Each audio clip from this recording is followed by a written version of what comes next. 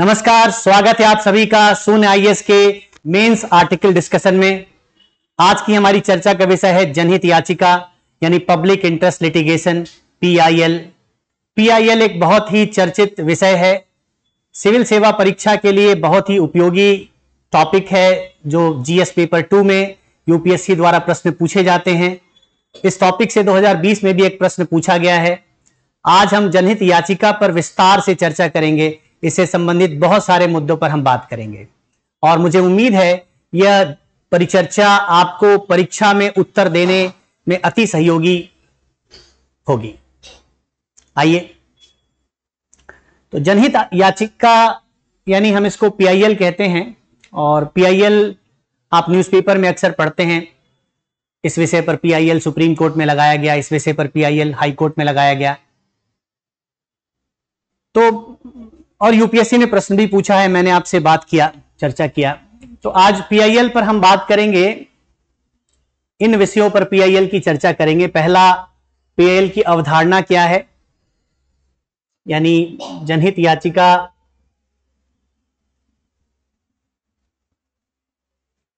की अवधारणा क्या है, नंबर 1। नंबर 2, जनहित याचिका और न्यायिक सक्रियतावाद। जनहित याचिका न्यायिक सक्रियतावाद से जुड़ा हुआ, जुडिशियल एक्टिविज्म से जुड़ा हुआ विषय है। तो कैसे जुड़ा है इसे हम समझेंगे। पीआईएल के महत्व को जानेंगे। पीआईएल में कई सारी कमियां हैं, जनहित याचिका में कमियां होती हैं, कई सीमाएं हैं इसकी, इन सीमाओं पर हम बात करेंगे।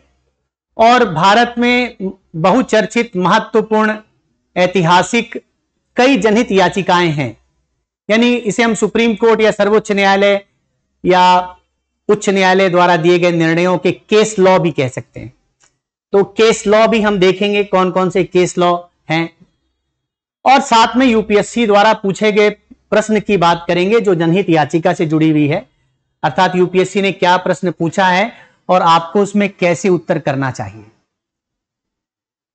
तो पहली बात कि कोई भी विषय का विश्लेषण करने के लिए या किसी विषय पर जो यूपीएससी प्रश्न पूछती है उसका उत्तर करने के लिए आपको उस विषय की अवधारणा समझना बहुत जरूरी है, यानी वो कॉन्सेप्ट है क्या। यदि आप पारदर्शिता से उस अवधारणा को गहराई तक समझ लेते हैं तो आप उससे जुड़े हुए किसी भी प्रश्न का उत्तर कर सकते हैं, क्योंकि आप अवधारणा के आधार पर स्वयं विश्लेषण कर सकते हैं और उसका उत्तर लिख सकते हैं। तो सबसे पहले हम बात करते हैं जनहित याचिका के अवधारणा की। ये विषय जो हम कहते हैं जनहित याचिका, यहां पर शब्द है जनहित।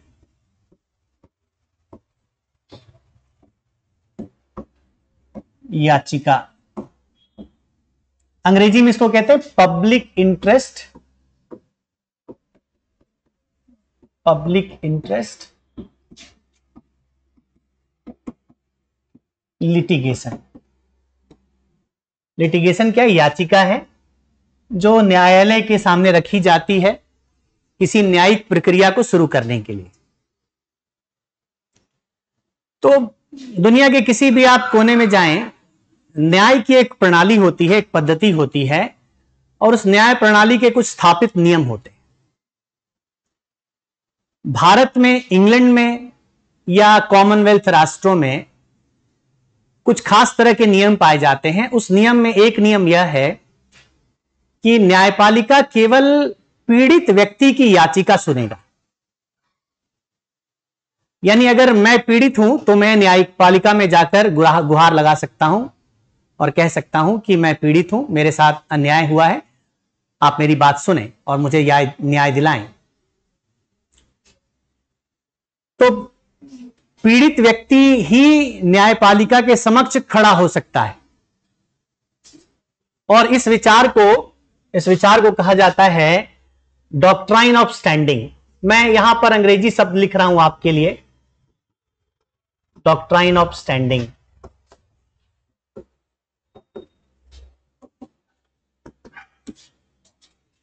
और डॉक्ट्राइन ऑफ स्टैंडिंग मतलब स्टैंडिंग का सिद्धांत। स्टैंडिंग शब्द से आप समझ सकते हैं, क्योंकि इसका उपयुक्त हिंदी रूपांतरण नहीं मिलता, इसलिए हमें इसका प्रयोग करना पड़ता है। और डॉक्ट्राइन ऑफ स्टैंडिंग से जुड़ा ही शब्द है लोकस स्टैंडाई।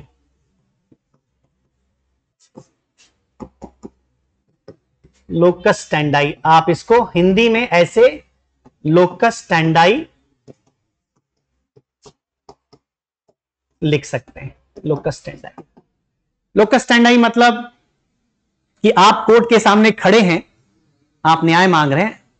आप कौन हैं?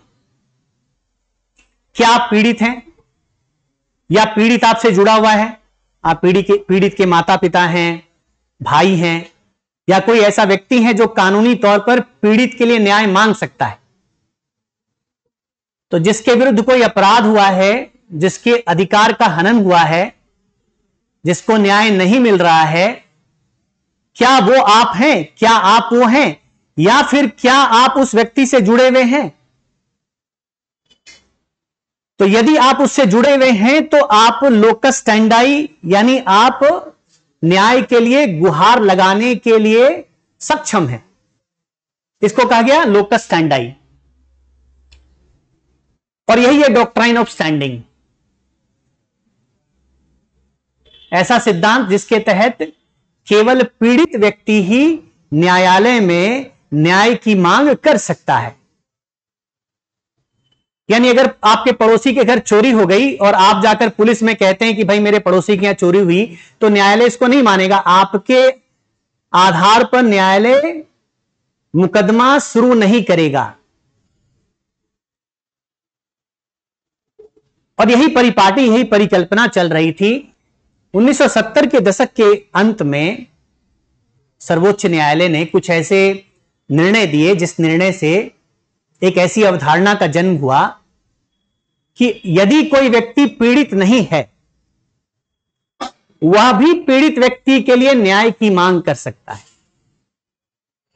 और ऐसा क्यों हुआ? इसके कई मुद्दे भारत में उस वक्त न्याय संबंधित, अधिकार संबंधित मुद्दे प्रज्वलित थे, चर्चा में थे। एक तो बंधुआ मजदूरी बहुत प्रचलित मुद्दा था। बंधुआ मजदूर हैं, वो असहाय हैं, असुरक्षित हैं, बहुत गरीब हैं, आश्रित हैं, अशिक्षित हैं। क्या वो अपने लिए न्यायालय में न्याय की मांग कर सकते हैं? और उनके रिश्तेदार भी बंधुआ मजदूर हैं। बंधुआ मजदूर स्वयं बंधुआ मजदूर हैं, साथ साथ उनके रिश्तेदार भी बंधुआ मजदूर हैं, और उनके ऊपर वर्चस्व है उस समुदाय का जो उनसे बंधुआ मजदूरी करवाते हैं। वो उनसे डरते हैं, तो स्वयं न्यायालय में नहीं जा पा रहे हैं क्योंकि उनको पता नहीं न्यायिक प्रक्रिया क्या है, क्या उनको न्याय मिलेगा, क्या उन्हें बंधुआ मजदूर नहीं होना चाहिए, कैसे उनके अधिकार की रक्षा वो स्वयं कर सकते हैं, वो नहीं जानते। यदि कोई व्यक्ति ऐसा नहीं जानता कि मैं अपने अधिकार की रक्षा कैसे करूंगा, यदि कोई व्यक्ति ऐसा नहीं समझ पाता कि क्या उसके अधिकार का संरक्षण हो सकता है, यदि कोई व्यक्ति सक्षम नहीं है अपने अधिकारों की रक्षा करने के लिए, तो क्या उसे न्याय का अधिकार नहीं है? क्या उसे न्याय नहीं मिलना चाहिए? यह न्यायिक प्रक्रिया में इस कमी को सर्वोच्च न्यायालय ने, सुप्रीम कोर्ट ने 1970 के अंत में, दशक में, जब इमरजेंसी हुई, उसके बाद कई सारे मुद्दे जब निकल कर आए, आपातकाल 75 के आपातकाल के बाद कई मुद्दे निकल कर आए, उस वक्त जुडिशरी ने सोचा, न्यायपालिका ने सोचा कि यदि हम उस असुरक्षित, असहाय लोगों को न्याय देने से वंचित करते हैं तो न्याय की प्रक्रिया पर ही प्रश्न चिन्ह लग जाएगा। और तब सर्वोच्च न्यायालय ने इस डॉक्ट्राइन ऑफ स्टैंडिंग या लोकस स्टैंडाई को दरकिनार करने की बात सोची। और इसको दरकिनार करने के लिए एक सिद्धांत है जो लैटिन भाषा का एक एंग्लो सेक्सन ज्यूरिस्प्रूडेंस इसको कहते हैं, जो इंग्लैंड में लागू न्यायिक प्रक्रिया है, न्याय के सिद्धांत हैं, उसमें एक शब्द का प्रयोग होता है, उसको कहते हैं जुस टर्टाई, JUSTERTI,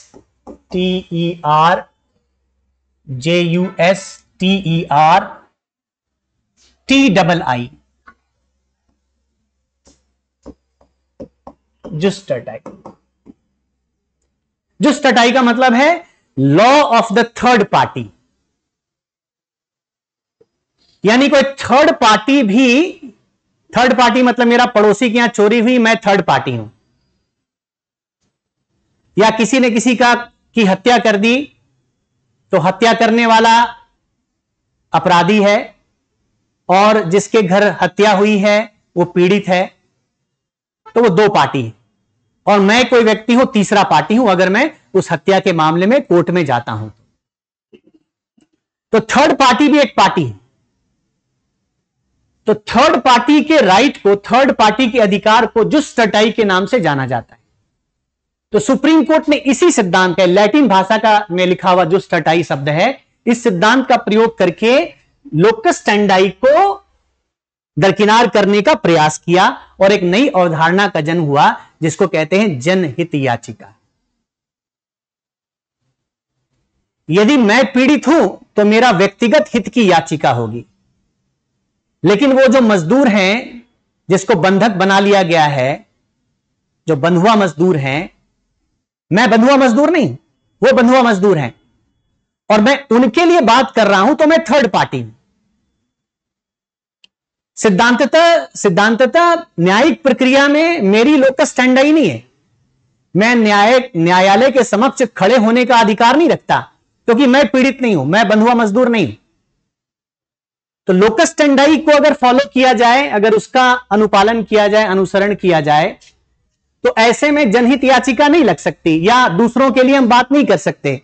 तो कोर्ट ने ऐसे सिद्धांत को, जुस स्टैटई को चुना और यह कहा, न्यायालय की प्रक्रियाओं में यह कहा कि कोई भी व्यक्ति इस याचिका के माध्यम से न्यायालय में लोकहित पर या ऐसा हित जो बड़े वर्ग को प्रभावित करता है, ऐसे हित पर मुकदमा चलाने का आग्रह, प्रार्थना कर सकता है। और यदि कोर्ट को ऐसा लगेगा कि यह मुद्दा जनहित का है, समुदाय हित का है, बड़े वर्ग के अधिकार को प्रभावित करता है, तो न्यायपालिका तीसरे पक्ष से भी, थर्ड पार्टी से भी, किसी भी व्यक्ति से उस याचिका को सुनेगी। लेकिन ये याचिका व्यक्तिगत हित की नहीं होनी चाहिए। यानी अगर मैं पीड़ित हूं और मैं न्यायपालिका में जनहित याचिका लेकर जा रहा हूं, तो जनहित याचिका के रूप में न्यायपालिका उसे नहीं सुनेगी। अगर मैं पीड़ित हूं तो मुझे सीधा नीचे के न्यायालय में जाना होगा। मैं सबसे पहले मुंसिफ अदालत में जाऊंगा या सब डिविजनल न्यायालय जाऊंगा या जिला सत्र न्यायालय जाऊंगा या फिर उसके बाद ऊपर मैं उच्च न्यायालय, फिर सर्वोच्च न्यायालय। लेकिन जनहित याचिका के मामले में मैं सीधा सर्वोच्च न्यायालय, सुप्रीम कोर्ट जा सकता हूं। तो वो जनहित याचिका के रूप में कोर्ट उसकी सुनवाई तब करेगा जब वो मामला व्यक्तिगत हित का ना हो, एक बड़े वर्ग को प्रभावित करता है, जन को प्रभावित करता है, लोक को प्रभावित करता है, समुदाय को प्रभावित करता है, तो कोर्ट इसको सुनेगा। जैसे उदाहरण के तौर पर बंधुआ मजदूरी किसी एक व्यक्ति से जुड़ा मामला नहीं। जब सर्वोच्च न्यायालय ने बंधुआ मजदूरी को खत्म करने संबंधित निर्णय दिया, तो भारत में अलग अलग राज्यों में लाखों बंधुआ मजदूर लोगों को इससे राहत मिली। मैं आपसे चर्चा करूंगा। कहा जाता है कि तकनीकी रूप से होशनारा बनाम बिहार राज्य का मामला, 1979 का यह मामला तकनीकी रूप से पहला PIL था और 2 जज इससे जुड़े हुए प्रचलित जज हैं। एक कृष्णा अय्यर, जस्टिस कृष्णा अय्यर का नाम आता है, एक जस्टिस PN भगवती का नाम आता है। ये 2 जज हैं जिन्होंने PIL की परिपाटी को स्थापित किया। इनको PIL का जन्मदाता कह सकते हैं। इन्होंने ही PIL को एक क्रांति के रूप में स्थापित किया। तो जब होशनारा बनाम बिहार राज्य का जो मामला था, उस मामले में 40,000 से ज्यादा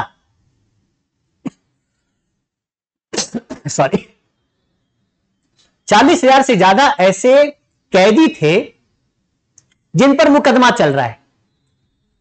मान लीजिए किसी ने डकैती की और उस पर मुकदमा चल रहा है, डकैती के लिए न्यायालय उसको 5 वर्ष की सजा देता और अभी भी मुकदमा चल ही रहा है। आपको पता है न्यायिक प्रक्रिया विलंब से चलती है,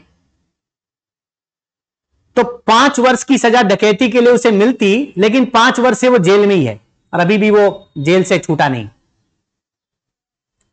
अब अगर वो 6ठे साल जेल में रहता है, इसका मतलब है कि उसके अधिकार का हनन हो रहा है, मानव अधिकार का हनन हो रहा है।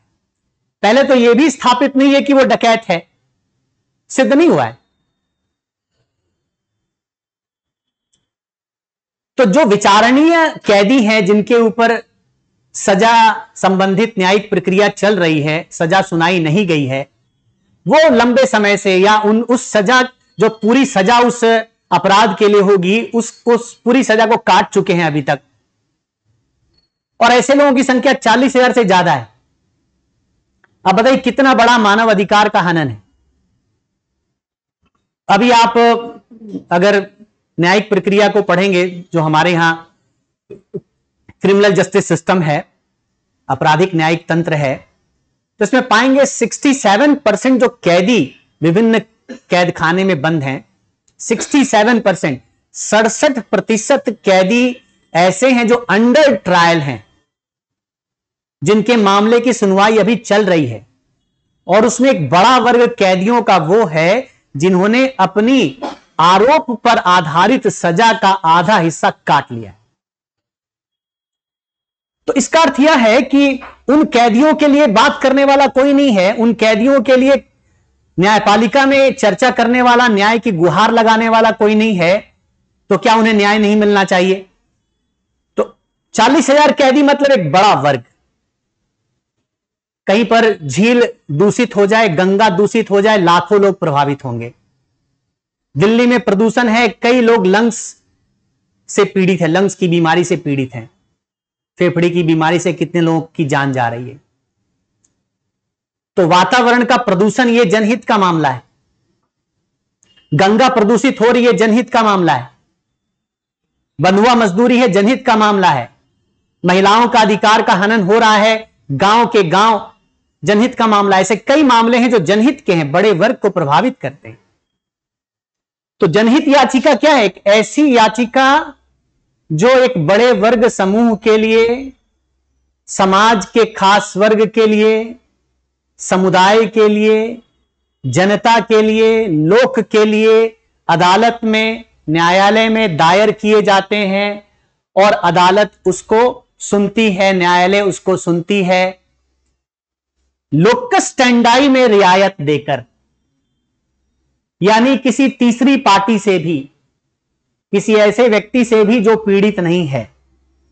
तो जनहित याचिका एक ऐसी याचिका है जो कोई भी व्यक्ति, संस्था जनहित में अदालत में प्रार्थना के रूप में दायर कर सकता है। यदि अदालत को ऐसा लगेगा, यह बात फिर से मैं आपको बता दूं, यह कोई आपका मानव अधिकार, मौलिक अधिकार, संवैधानिक अधिकार, वैधानिक अधिकार, ऐसा कोई अधिकार आपका नहीं, जनहित याचिका देना आपका अधिकार नहीं। यह न्यायालय के विवेक पर निर्भर करता है, उसके डिस्क्रिशन पर निर्भर करता है। क्या न्यायालय सुनना चाहती है? अगर न्यायालय चाहेगी, उसे लगेगा कि यह जनहित का मामला है, तो वह उसे सुनेगी। और भारत में जनहित के लाखों मामले 1985 से लेकर, अगर आप 2000 हमारे पास 19 तक का, 18 या 19 तक का डाटा अगर आप उठाकर देखें, तो लगभग 9 लाख से ज्यादा जनहित के मामले सर्वोच्च न्यायालय ने सुने। और प्रत्येक वर्ष 20 से 25 हजार ऐसे मामले सुने जाते हैं, एवरेज। अभी हाल के कुछ वर्षों में इन मामलों में वृद्धि भी हुई। तो ऐसे मामले, मैं एक सामाजिक कार्यकर्ता हूं, मैं कोई मीडिया कंपनी चलाता हूं, मेरा कोई एनजीओ है, या मैं एक समाज सेवा करने वाला कोई ऐसा व्यक्ति हूं जो राजनीति से जुड़ा हूं, ऐसा व्यक्ति हूं जो प्रोफेशनल हूं, विशेषज्ञ हूं, लेकिन मेरे पेशे में कुछ ऐसी समस्याएं हैं जिसका जनता पर बड़ा प्रभाव पड़ रहा है। तो मैं न्यायालय में जाकर न्यायालय से जनता के हित में, लोगों के हित में, समुदाय के हित में जनहित याचिका दायर कर सकता।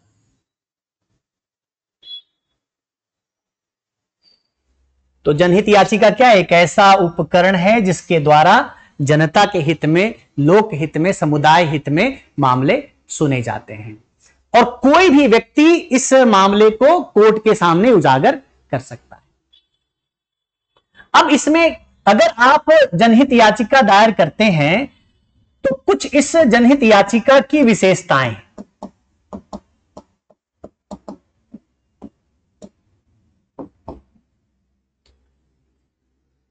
पहली विशेषता यह है कि कोई भी व्यक्ति जनहित याचिका दायर कर सकता है, लोकस स्टैंडाई नहीं देखा जाता। तो पहली विशेषता इसकी यह है, लोकस स्टैंडाई में रियायत, इसमें रियायत, इसमें छूट।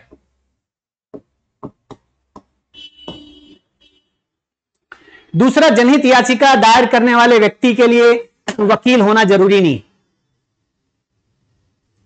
अगर आप सामान्य कोई दूसरा कानूनी मामला अदालत में पेश करना चाहते हैं तो आप वकील होने चाहिए और वकील के रूप में उस अदालत से जुड़े बार काउंसिल में आपका रजिस्ट्रेशन होना चाहिए।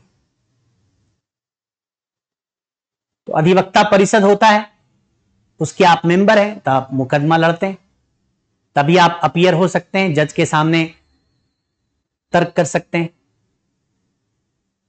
तो इसमें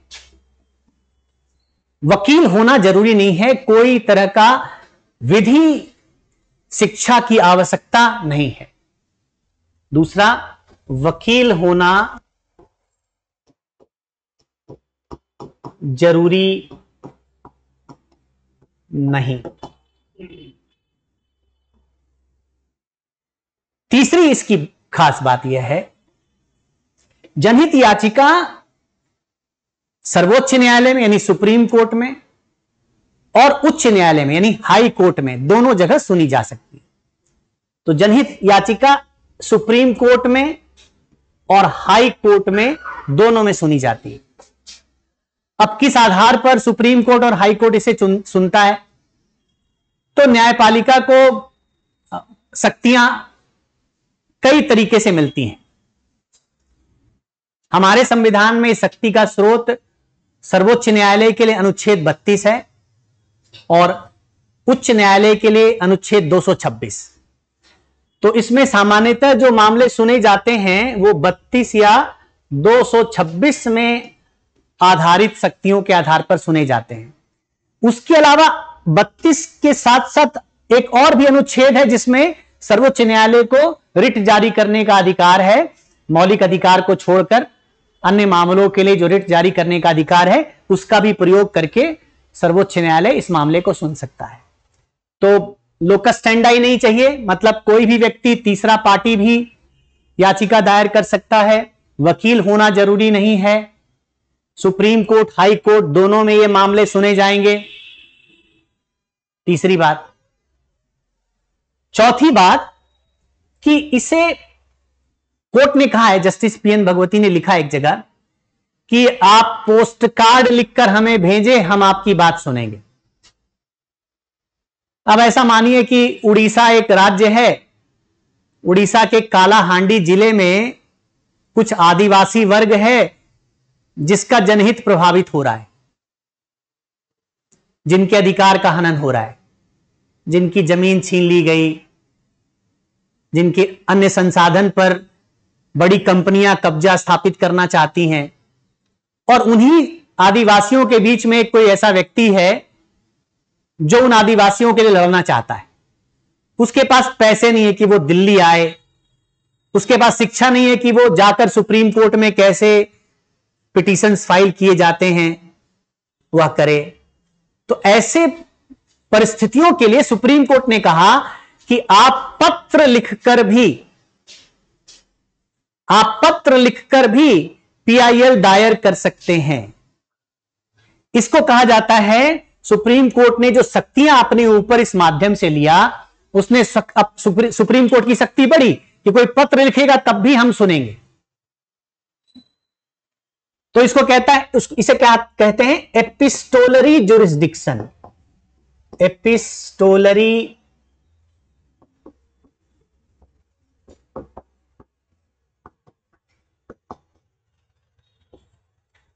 जुरिस्डिक्शन यानी पत्रवाहक, इसे कहेंगे पत्रवाहक क्षेत्राधिकार, इसे कहेंगे पत्रवाहक क्षेत्राधिकार या न्यायाधिकार।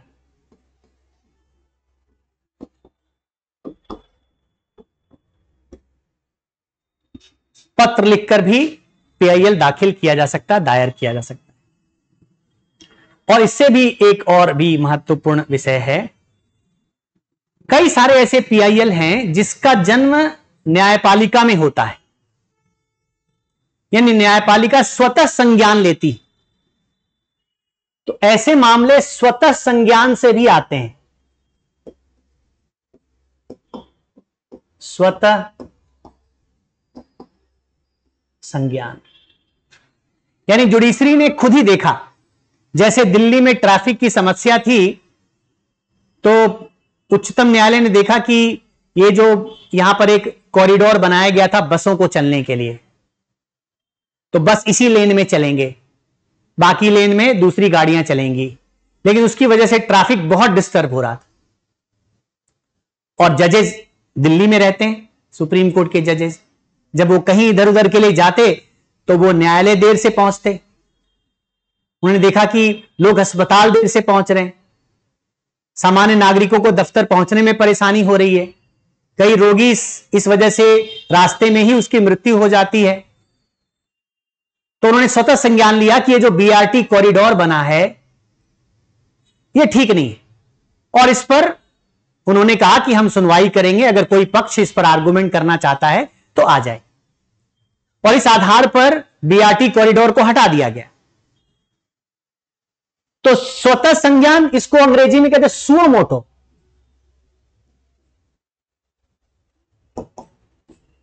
यानी अगर कोई व्यक्ति उस जनहित को नहीं उठा रहा, न्यायालय खुद भी उठा सकती है।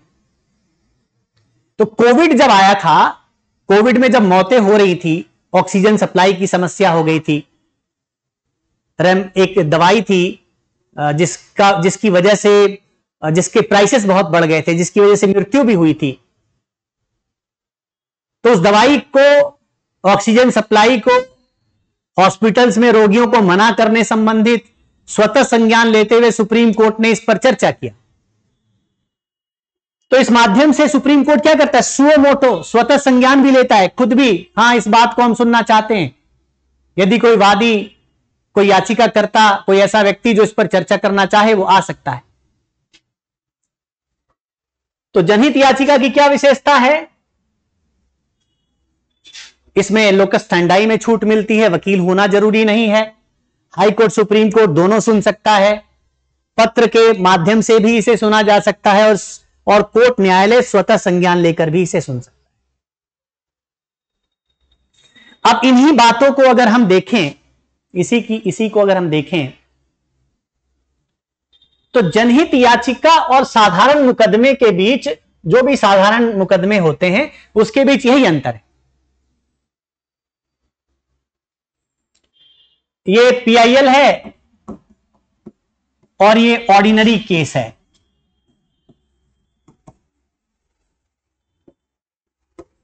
इसको आप साधारण मुकदमा कह सकते हैं, और ये जनहित याचिका है। तो इनमें यही अंतर है।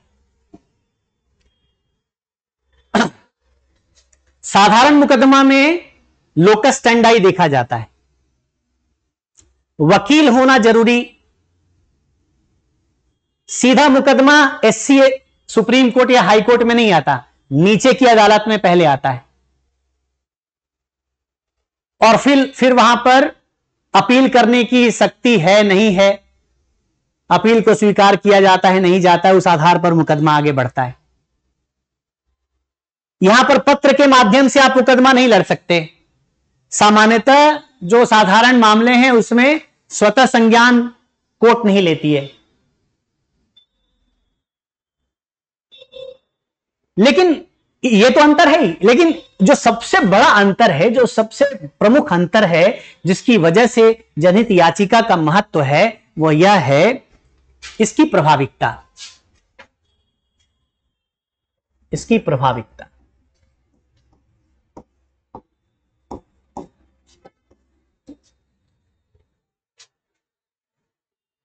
अगर किसी व्यक्ति ने किसी दूसरे व्यक्ति का मर्डर कर दिया और सर्वोच्च न्यायालय हाई कोर्ट के निर्णय के बाद उस व्यक्ति की याचिका को सुन रहा है, तो एक पीड़ित जिसकी हत्या हुई वो एक पीड़ित है, मान सकते हैं उसके परिवार के 3-4 और लोग हैं जो भी पीड़ित हैं, तो कुछ पीड़ित हैं, 3-4-5 लोग पीड़ित हैं, उनको न्याय मिल रहा है।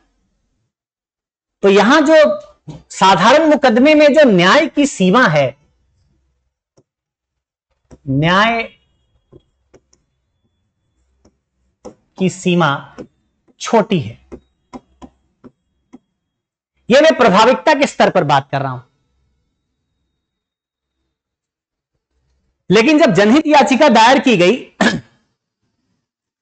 जैसे बाल विवाह से संबंधित जनहित याचिका दायर की गई राजस्थान में, और कोर्ट ने संज्ञान लिया और दिशा निर्देश दिए डिस्ट्रिक्ट मजिस्ट्रेट्स को, एसडीएम को, कि जहां भी राजस्थान के गांव में बाल विवाह हो रहा है आप रेड करें, रेड करके उसको पकड़ें।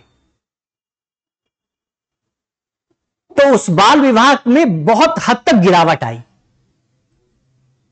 और हरियाणा राजस्थान में होने वाले बाल विवाह बहुत हद तक कम हो गए।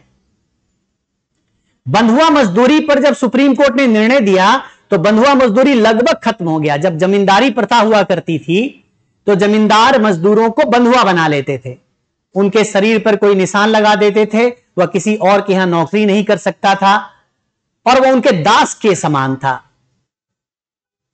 जब सुप्रीम कोर्ट के निर्णय आए उसके बाद लाखों ऐसे बंधुआ मजदूर मुक्त कराए गए। या किसी गंगा नदी में, ये एमसी मेहता का मामला है कि एक चमड़ा फैक्ट्री के द्वारा, कानपुर की चमड़ा फैक्ट्री के द्वारा गंगा में प्रदूषण जाता था। अब वो प्रदूषित जल खेतों में पहुंचता, लोगों के पीने के काम आता, लाखों लोग गंगा नदी के जल का प्रयोग करते हैं। जब सुप्रीम कोर्ट ने कहा कि चमड़ा फैक्ट्रीज को उनके निकलने वाले केमिकल्स को रोकना होगा, बंद करना होगा, उन्होंने वहां की नगर पालिका को दिशा निर्देश दिया, इसका प्रावधान करें। डिस्ट्रिक्ट मजिस्ट्रेट को रेफरेंस भेजा, राज्य सरकारों की इसकी प्रति भेजी और उसे लागू करने के लिए बोला। तो जब गंगा का प्रदूषण घटा, उससे लाखों लोग, लाखों पीड़ित को न्याय मिला।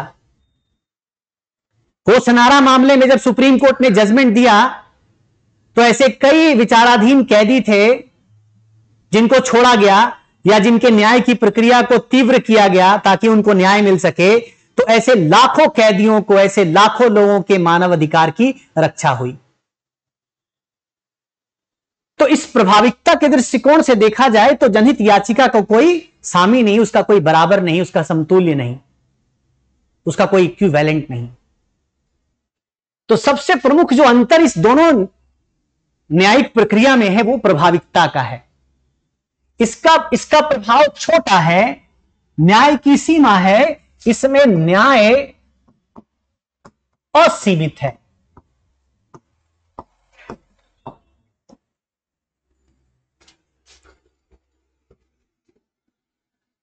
दूसरी एक और भी अहम बात है जो हम इसके महत्व पर चर्चा करते हुए आपसे चर्चा करेंगे, लेकिन फिर भी मैं आपको बता दूं,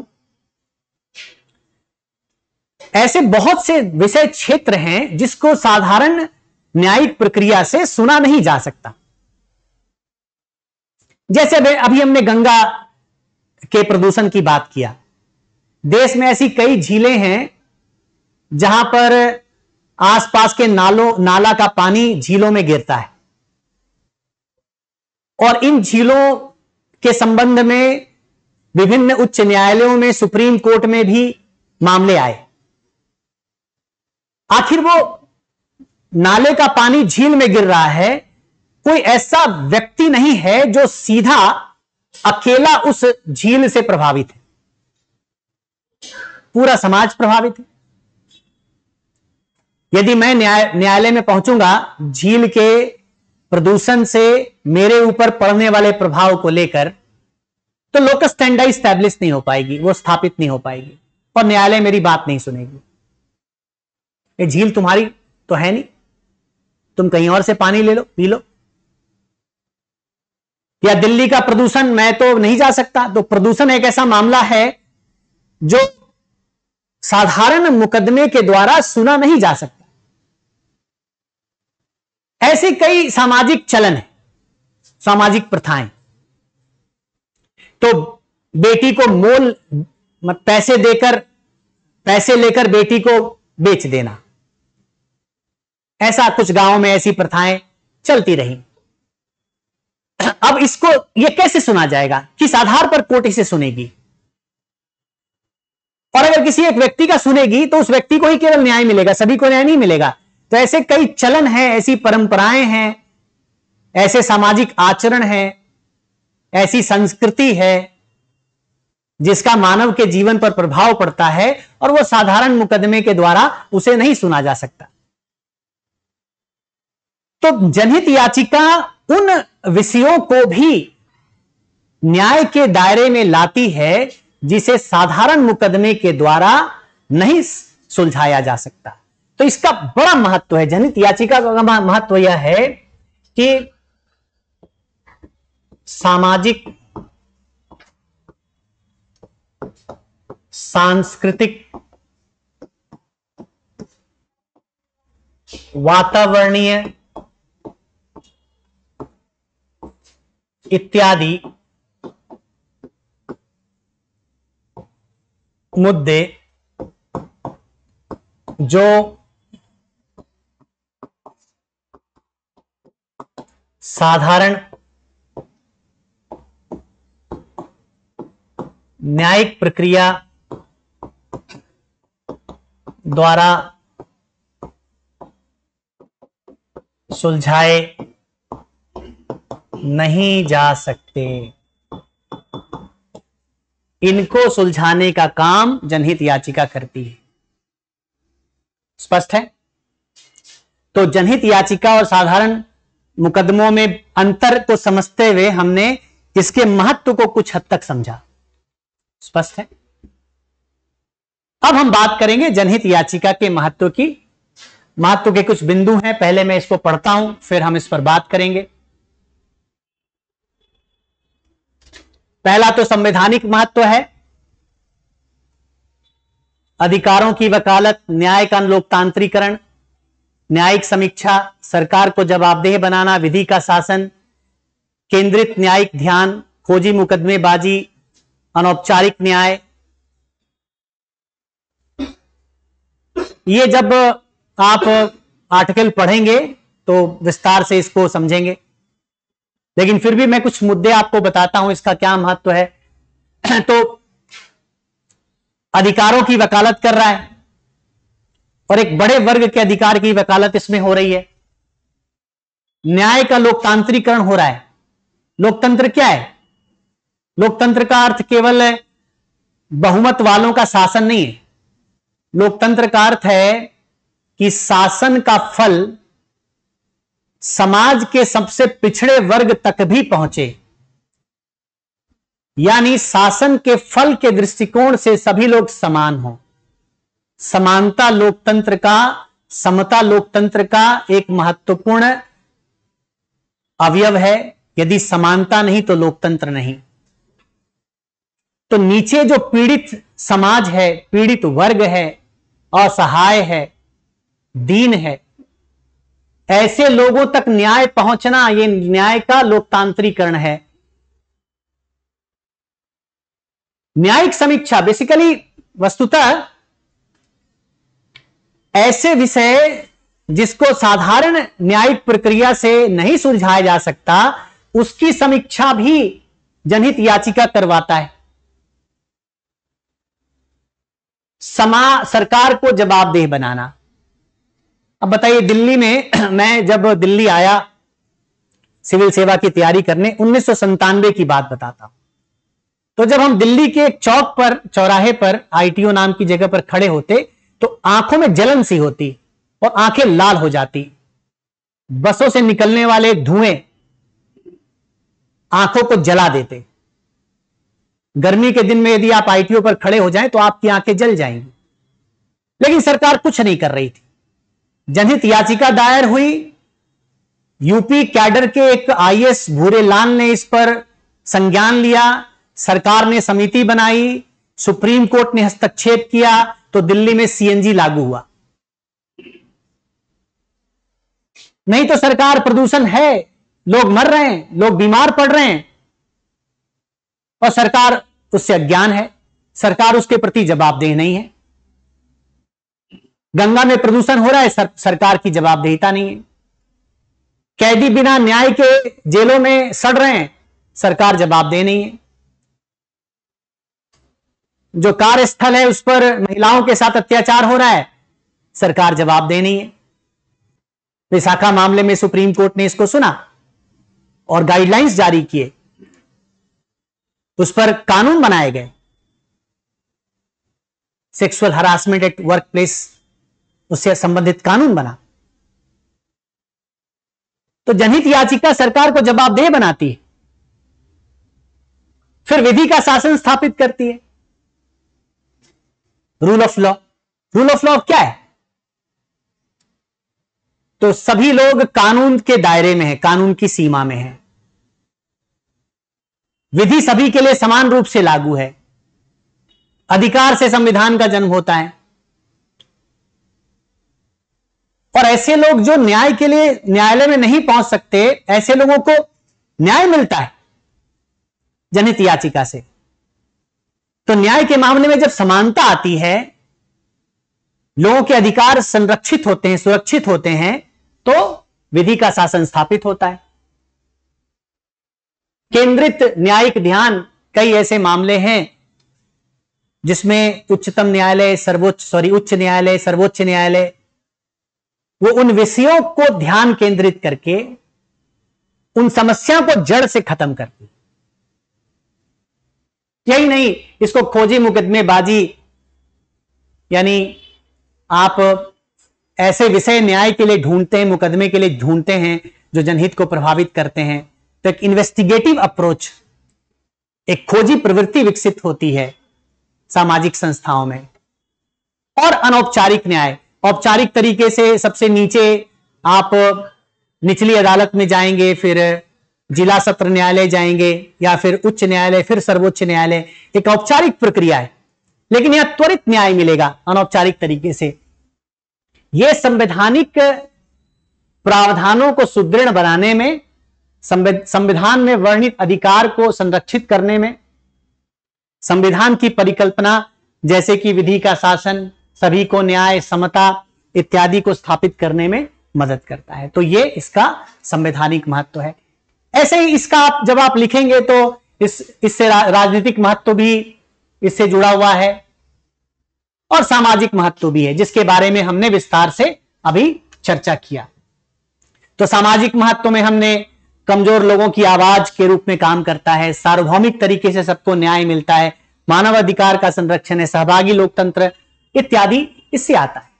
ये इसके महत्व पर हमने यहां पर एक लिस्ट किया। अब मैं कुछ ऐसे महत्व हैं जो हमने अभी पहले चर्चा किया था, उसको फिर से मैं उजागर करना चाहता हूं। अब देखिए, एक समझने की बात यह है, इसने पीआईएल ने जनता के हाथ में एक ऐसा हथियार दिया, समाज के किसी भी वर्ग के व्यक्ति के लिए या समाज के किसी समूह के लिए, समाज का कोई भी ऐसा व्यक्ति जो कल्याणकारी जनहित की मानसिकता रखता हो, न्यायालय में जा सकता है। तो इसने, जनहित याचिका ने एक तरह से सामान्य लोगों का सशक्तिकरण किया, यानी यह सशक्तिकरण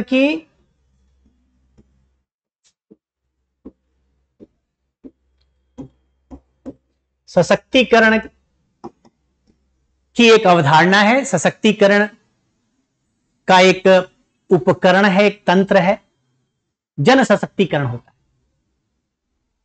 साथ साथ न्यायपालिका भी शक्तिशाली बन रही है, क्योंकि अब न्यायपालिका भी उन विषयों को सुन पाएगी जो बड़े वर्ग समूह को प्रभावित करता है। तो ये सशक्तिकरण जनता के लिए भी है और न्यायपालिका के लिए भी।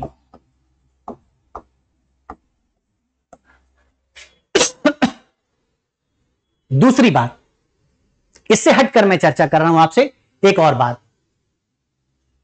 सामान्यतः देखा, ऐसा कहते हैं कि जो न्यायिक प्रक्रिया है बहुत बोरिंग होती है,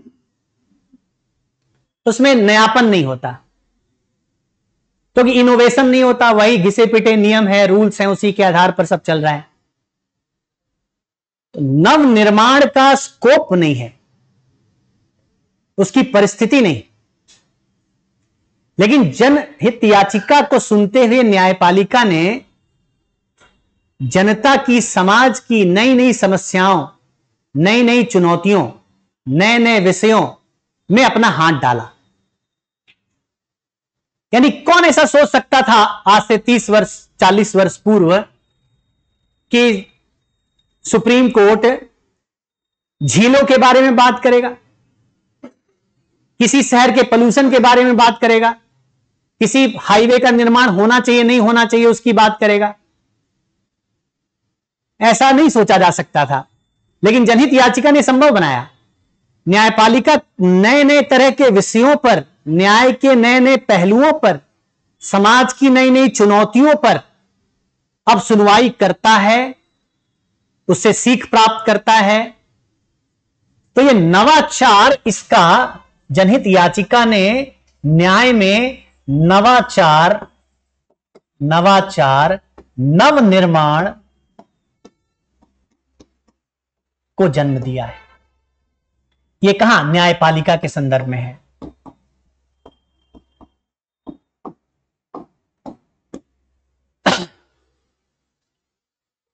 जनहित याचिका से एनजीओ को बहुत शक्ति मिली, जो गैर सरकारी संगठन हैं, सामाजिक क्षेत्र में काम करने वाले संगठन हैं। पहले कोई सामाजिक क्षेत्र में काम करने वाला संगठन यदि समाज के किसी वर्ग को देखता कि उसे न्याय नहीं मिल रहा, वो पीड़ित है, उसके साथ अत्याचार हो रहा है, तो मैक्सिमम वो क्या कर सकता था?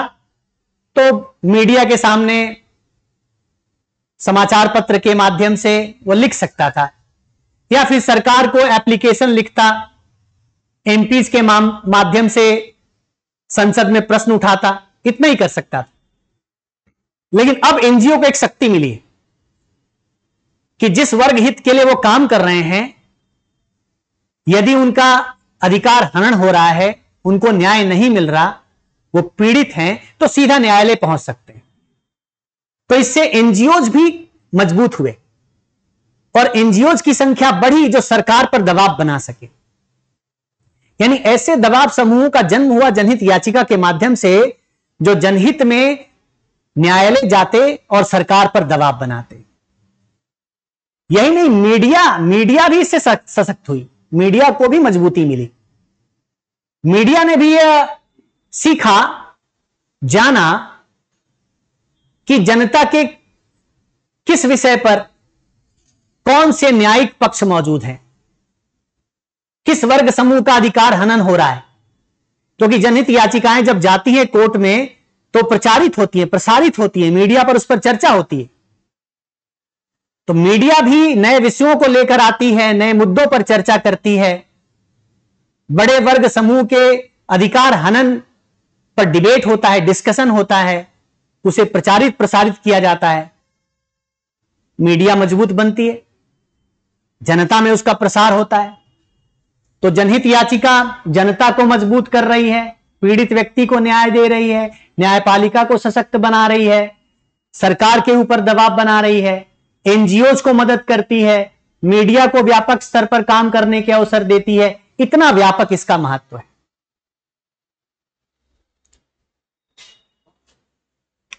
तो यह जनहित याचिका का महत्व है। अब हम बात करते हैं जनहित याचिका के सीमाओं की।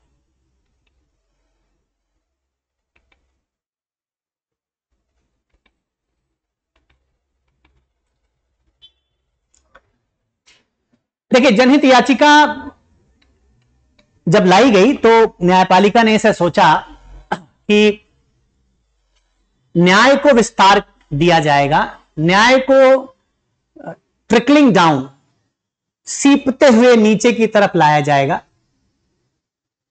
यानी नीचे से नीचे, पिछड़े से पिछड़े, पीड़ित से पीड़ित व्यक्ति को भी न्याय दिलाया जाएगा। न्यायपालिका ने ऐसा सोचा।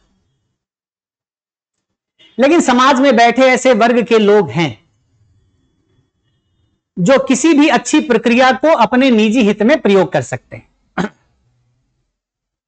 और जनहित याचिका के साथ भी ऐसा हुआ। अतः जनहित याचिका में भी कई सीमाएं निकलकर आने लगी। यही नहीं, जनहित याचिका की अपनी कुछ अंतर्निहित सीमाएं भी हैं, जिसके बारे में मैं आपको इन मुद्दों के आधार पर समझाऊंगा। तो यदि मैं बात करूं कि जनहित याचिका से संबंधित मुद्दे क्या हैं, तो मैं बात कर रहा हूं उनकी सीमाएं क्या हैं।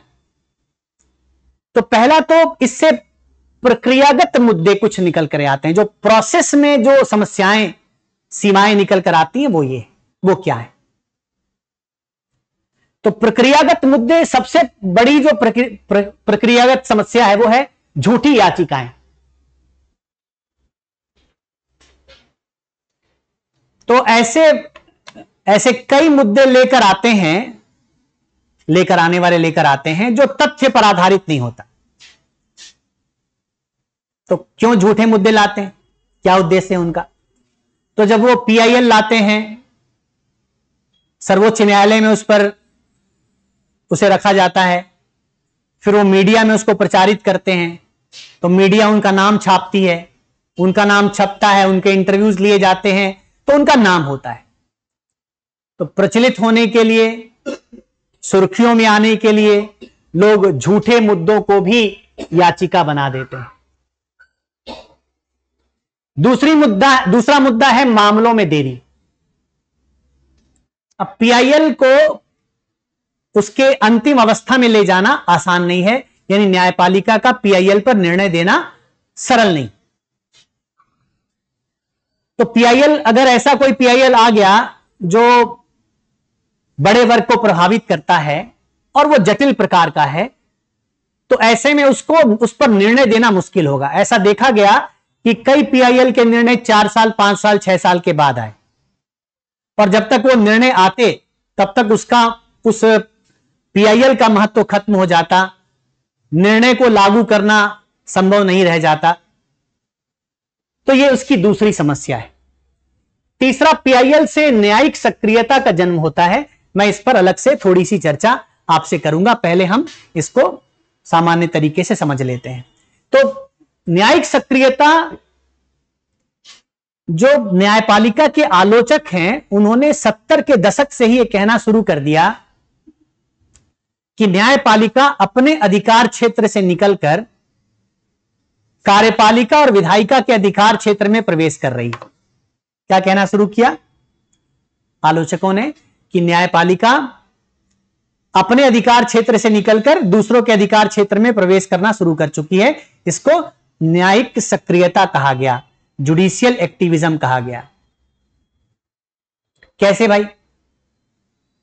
तो यदि कानपुर के चमड़ा फैक्ट्री से निकलने वाला केमिकल गंगा में नहीं जाना चाहिए, तो यह काम विधायिका का है कि वो नियम बनाए, कानून बनाए और अपनी कार्यपालिका को दे, कार्यपालिका उसे लागू करे। अगर दिल्ली में CNG आना चाहिए तो कौन लेकर आएगा? तो दिल्ली की सरकार कानून बनाए कि बसें पेट्रोल डीजल से नहीं चलेंगी, CNG से चलेंगी। ऑटो रिक्शा पेट्रोल डीजल से नहीं चलेंगे, CNG से चलेंगे। राज्य सरकार को कानून बनाना है। लेकिन न्यायपालिका क्या कर रही है? न्यायपालिका सीधा कार्यपालिका को आदेश देती है कि यहां पेट्रोल वाली गाड़ियां हटाओ, सीएनजी लाओ। कानपुर की चमड़ा फैक्ट्री के प्रदूषण को बंद करो, उसका गंगा में निष्कासन को खत्म कर दो। तो जब न्यायपालिका द्वारा कार्यपालिका को सीधा आदेश दिया जाता है, न्यायपालिका से विधायिका से आदेश आना चाहिए, यानी संसद कानून बनाकर कार्यपालिका को कहे कि इसे लागू करो, और वहीं न्यायपालिका क्या कर रही है, वो दिशा निर्देश जारी कर रही है, वो भी एक तरह का कानून है। न्यायपालिका के जो आदेश है वो कानून के समकक्ष समतुल्य होते हैं, तो भी एक तरह का कानून, इसको जुडिशियल लेजिस्लेशन कहते हैं, न्यायिक विधेयन। तो न्यायपालिका विधेयक बना रही है, कानून बना रही है, विधायी प्रक्रिया कर रही है, और कार्यपालिका को आदेश दे रही है। तो अपने अधिकार क्षेत्र से हटकर दूसरों के अधिकार में प्रवेश करना, यह क्या है, सक्रियता कहलाता है, और नकारात्मक रूप से इसे देखा जाता है। ठीक है। और कई बात असंगत दृष्टिकोण, यानी आप एक वर्ग के अधिकार की रक्षा के लिए जब आदेश देते हैं, आप किसी फैक्ट्री को बंद करने के लिए सुप्रीम कोर्ट कहती है,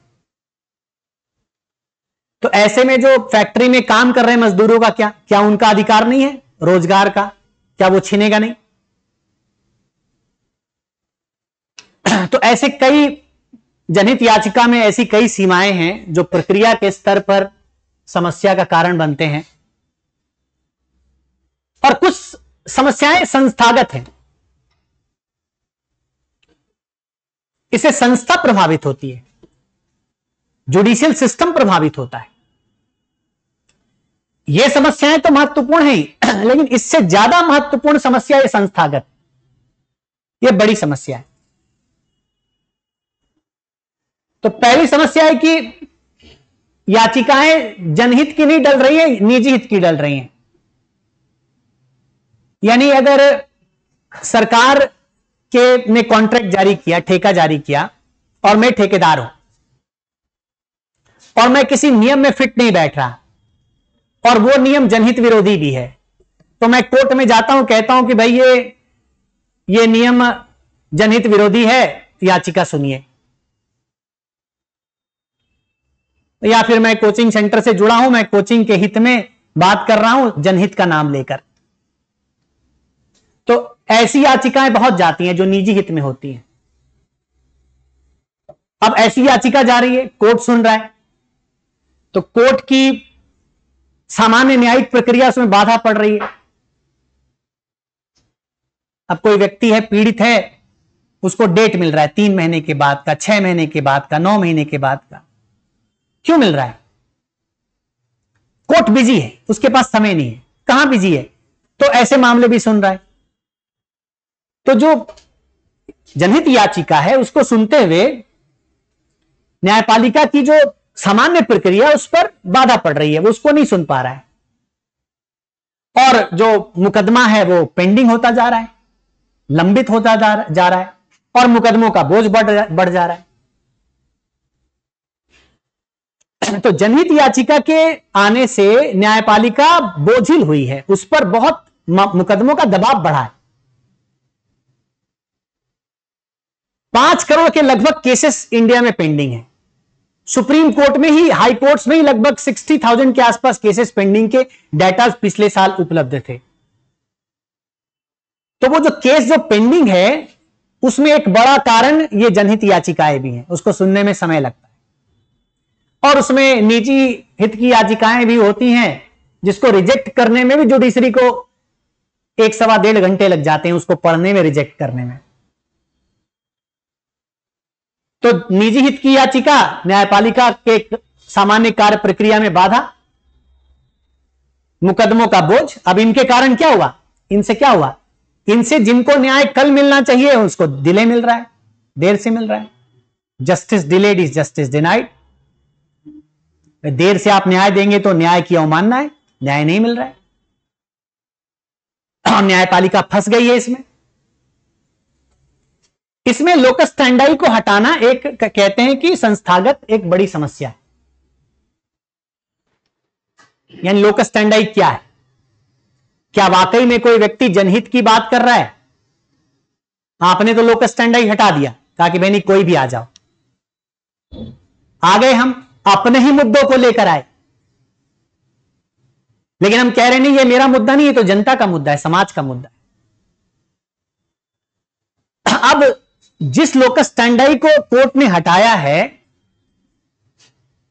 वहां पर वो लोकस स्टैंडर्ड को हटाए जाने पर तर्क कर रही है कि आप लोकस स्टैंडर्ड आपकी बनती है, यानी आप खुद पीड़ित हैं, तो आप क्यों जनहित लेकर आए हैं, जनहित याचिका लेकर आए। ये एक तकनीकी समस्या है जो इस पीआईएल को इफेक्ट करती है, प्रभावित करती है, इसमें विलंब करती है। जो जरूरी पीआईएल हैं वो नहीं सुने जा पाते कई बार, और जो गैर जरूरी पीआईएल हैं उस पर न्यायपालिका समय बर्बाद करती है। साथ ही इसमें इसका राजनीतिकरण भी हुआ है, इसका पॉलिटिसाइजेशन भी हुआ है। एक पॉलिटिकल पार्टी दूसरे पॉलिटिकल पार्टी के इंटरेस्ट को, उसके हित को प्रभावित करने के लिए किसी थर्ड पर्सन के द्वारा न्यायालय में पीआईएल दायर करवाती। मान लें कि मध्य प्रदेश की सरकार कांग्रेस पार्टी की है, तो बीजेपी किसी थर्ड पार्टी से, थर्ड पर्सन से मध्य प्रदेश के किसी सड़क के ऊपर पीआईएल डलवा देगी। बीजेपी की सरकार है महाराष्ट्र में, तो कांग्रेस पार्टी या एनसीपी किसी थर्ड पार्टी के द्वारा किसी मामले में पीआईएल डलवा देगी। इसका उद्देश्य जनहित प्राप्त करना कम होता है, राजनीतिकरण करना ज्यादा। समस्या कुछ नहीं है, जनहित के मामले सुने जाने चाहिए, लेकिन इससे कोर्ट का बहुत बड़ा समय बर्बाद होता है। पीआईएल से इतना ज्यादा समय बर्बाद होने लगा कि हमारे जो पहले के चीफ जस्टिस थे, उन्होंने कहा कि हम लोग मौलिक अधिकार से संबंधित अनुच्छेद 32 के मामले नहीं सुन पा रहे हैं। जस्टिस बोबडे ने कहा कि हमें अनुच्छेद 32 के मामले कम सुनने चाहिए, क्योंकि समय बहुत ज्यादा लग रहा है। और अगर अनुच्छेद 32 के मामले नहीं सुन पा रहे हैं, उसमें पीआईएल एक कारक बन जाए, तो अंबेडकर ने कहा कि अनुच्छेद 32 संविधान की आत्मा है, वो आत्मा ही निकल जाएगी, और उसमें पीआईएल इसके लिए उत्तरदायी होगा। तो पीआईएल की कई सीमाएं हैं, कई समस्याएं हैं। अब इस पर जो न्यायिक सक्रियता है वो एक सीमा है। अब न्यायिक सक्रियतावाद को, पीआईएल से जुड़े न्यायिक सक्रियतावाद को मैं आपको समझाऊंगा। पहले हम कुछ ऐसे मामलों के बारे में जान लेते हैं। कुछ मामलों की चर्चा मैं आपसे करूंगा जो सफल मामले हैं, इसकी आप लिस्टिंग भी कर सकते हैं। जनहित याचिका जो कोर्ट में लाई गई, न्यायालय में लाई गई, विशाखा दिशा निर्देश 1997,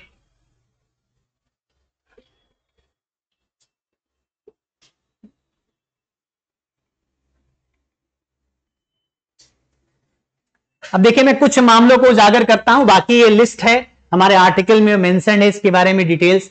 ये विशाखा का दिशा निर्देश था 1997 में, सुप्रीम कोर्ट ने दिया था, sexual harassment at work place. तो जो महिलाओं का शोषण कार्यस्थल पर हो रहा है, जो काम करने जाती हैं महिलाएं, वहां पर उनका दैहिक शोषण होता है, उसके संदर्भ में दिशा निर्देश जारी किया था इस पीआईएल के आधार पर कोर्ट ने। ये विचाराधीन न्याय पर जो विचाराधीन मामले हैं, इस पर होसनारा का मामला है। होसनारा खातून बनाम यानी वर्सेस बिहार राज्य। ये 1979 का मामला था। इसे संभवतः तकनीकी रूप से पहला पीआईएल कहा जा सकता है। एक मामला इंदिरा साहनी मामला है, बहुत प्रचलित है। 1992 में यह मामला आया था, जब मंडल कमीशन के उस सुझाव को, संस्तुतियों को स्वीकार किया गया और ओबीसी को आरक्षण दिया गया। तो अन्य पिछड़ा वर्ग को आरक्षण दिया गया, क्या वो उचित था? सुप्रीम कोर्ट ने अपने जजमेंट्स दिए, उसमें कहे कि हां, ओबीसी को सामाजिक शैक्षणिक रूप से पिछड़ा वर्ग माना जा सकता है, आरक्षण दिया जा सकता है। सुप्रीम कोर्ट ने कहा कि आरक्षण 50% से ज्यादा नहीं होना चाहिए, कैप लगा दिया। सुप्रीम कोर्ट ने कहा आर्थिक रूप से पिछड़े लोगों को या आर्थिक पिछड़ापन आरक्षण के लिए उपयोगी मापदंड नहीं है। सुप्रीम कोर्ट ने यह कहा कि ओबीसी में भी ऐसे लोग जो क्रीमी लेयर में आते हैं वो ओबीसी के आरक्षण के दायरे में नहीं आएंगे। उसको मींस टेस्ट का नाम दिया। तो बहुत इंपॉर्टेंट आप कह सकते, बहुत महत्वपूर्ण ये इंदिरा साहनी केस था। कैदियों के मौलिक अधिकार से संबंधित बात यह हुई थी सुनील बत्रा केस में। सुनील बत्रा मामला, सुनील बत्रा को एकांतवास दे दिया गया था। तो एकांतवास में रहने से कैदी सेफ रहता है। कई बार जो बहुत खतरनाक मुजरिम होते हैं वो क्या करते हैं, जो उनके साथ दूसरे रहने वाले लोग कैदी होते हैं उन पर हमला करते हैं, उनको मार डालते हैं, उनको घायल कर देते हैं। कई बार वो अगर एक बड़े कमरे में रहते हैं तो वो आत्महत्या करने की कोशिश करते हैं। तो सुप्रीम कोर्ट में गया तो सुप्रीम कोर्ट ने कहा कि एकांतवास दिया जा सकता है, लेकिन कैदियों के मौलिक अधिकार होते हैं, भले ही उनको सजा सुना दी गई।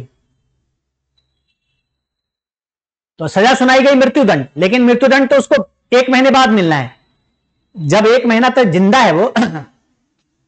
ऐसा नहीं कि उसके पास मौलिक अधिकार नहीं है। तो बहुत इंपॉर्टेंट पीआईएल था ये।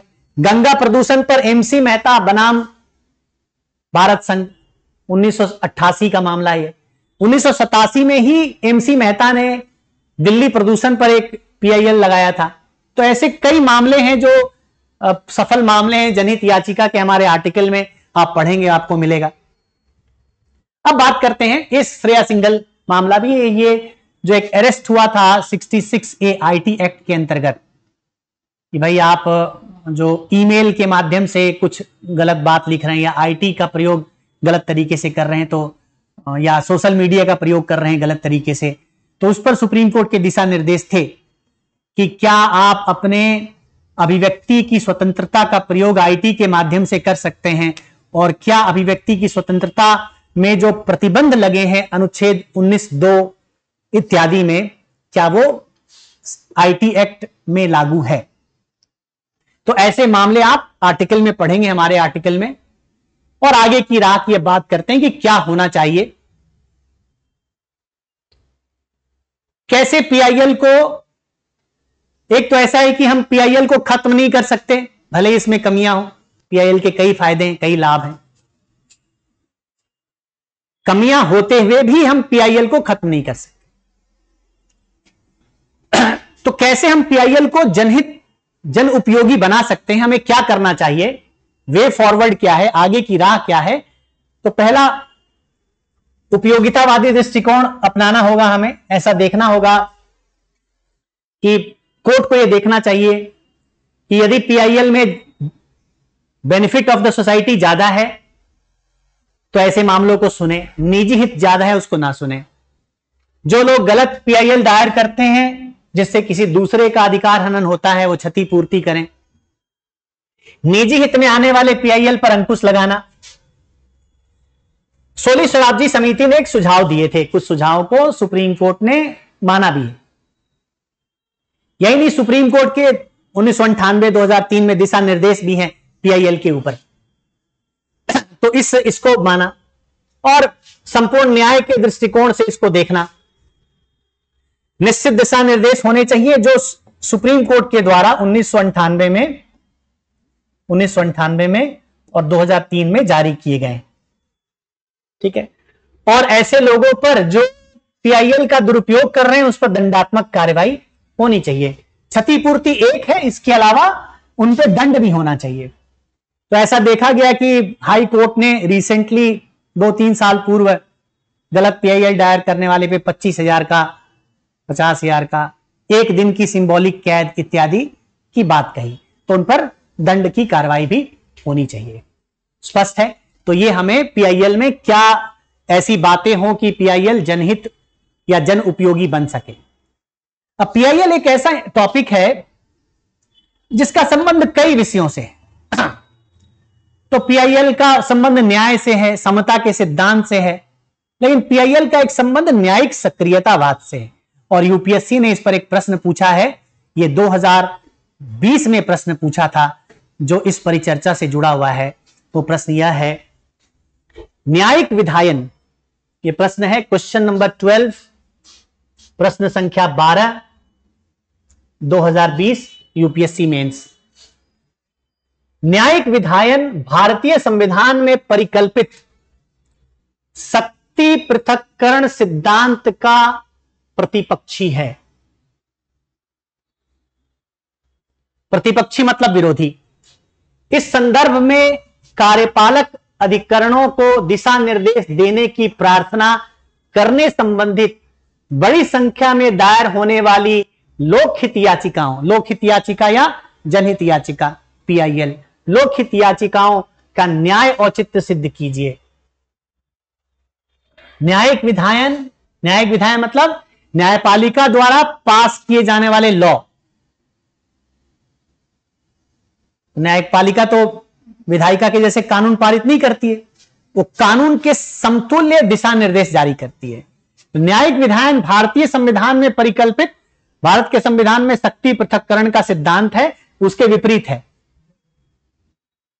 और कैसे न्यायपालिका पीआईएल का प्रयोग कर रही है और पीआईएल के आधार पर दिशा निर्देश जारी करती है कार्यपालिका को, जो कार्यपालिका को दिशा निर्देश विधायिका से आना चाहिए।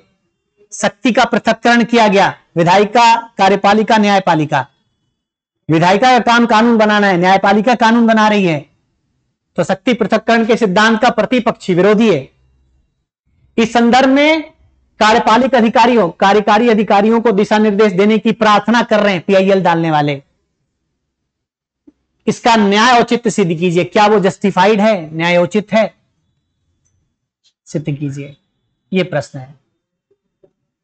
तो इस प्रश्न के उत्तर में मैं किसी और चर्चा में, परिचर्चा में इस पे बात करूंगा। इस प्रश्न के उत्तर में आपको यह बात ध्यान रखनी है, सबसे पहले आपको यहां पर इस उत्तर में शक्ति पृथक्करण सिद्धांत के बारे में लिखना होगा। इसमें सबसे पहले शक्ति पृथक्करण, सेपरेशन ऑफ पावर के बारे में बात लिखनी पड़ेगी। और फिर आपको लिखना पड़ेगा कि पीआईएल का न्यायिक सक्रियता से कैसे संबंध है।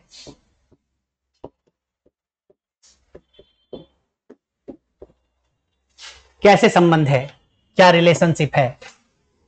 फिर आपको इसमें लिखना होगा पीआईएल का महत्व,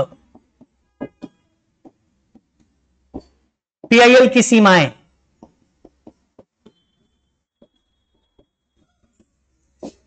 और फिर आपको लिखना पड़ेगा कि कैसे पीआईएल शक्ति पृथक्करण का विरोधी नहीं है, शक्ति पृथक्करण के सिद्धांत में सहयोगी का कार्य करता है, प्रतिपक्षी नहीं,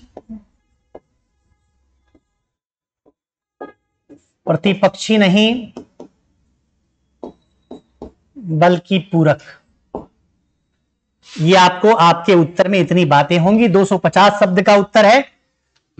इन दोनों भागों को आपको लगभग 50 शब्दों में लिखना है, 70 कर लीजिए मैक्सिमम। इस बात को 50 शब्द, इसे 100 शब्द, क्योंकि ये मुख्य बात है, इसकी सीमाओं पर आधारित है।